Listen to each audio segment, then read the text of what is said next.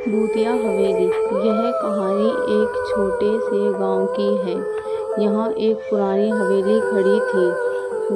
गांव वालों का कहना था कि उस हवेली में एक भूत रहता है।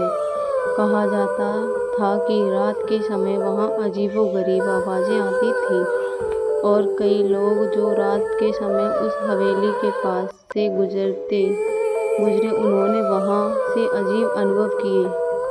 एक दिन गांव के कुछ युवक अपनी हिम्मत दिखाने के लिए उस हवेली में रात बिताने का फैसला करते हैं।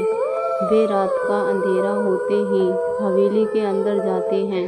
हवेली बहुत ही पुरानी और धूल से भरी हुई थी।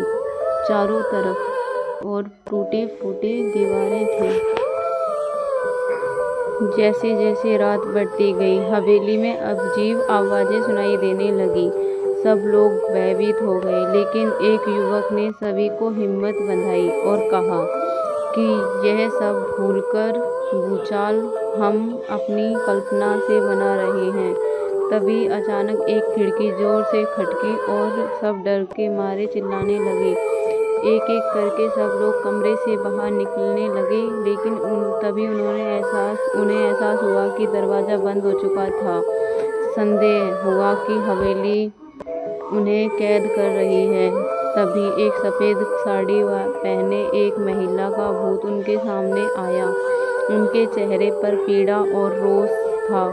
युवक दहशत में आ गए, लेकिन एक युवक ने दिल पर काबू पाया और भूत से पूछा, तुम यहाँ क्यों हो?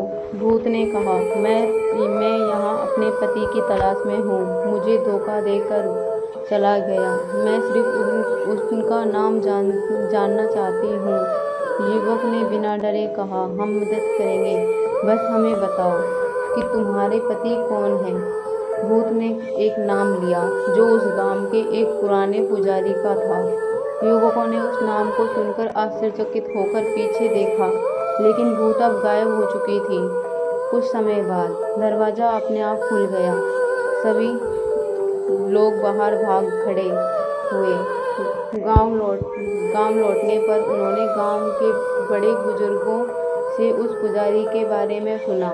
पता चला कि वह व्यक्ति लंबे समय पहले गांव छोड़कर चला गया था और उसे भयभीत हवेली में एक घटना के बाद उसकी पत्नी वही भूत बनी।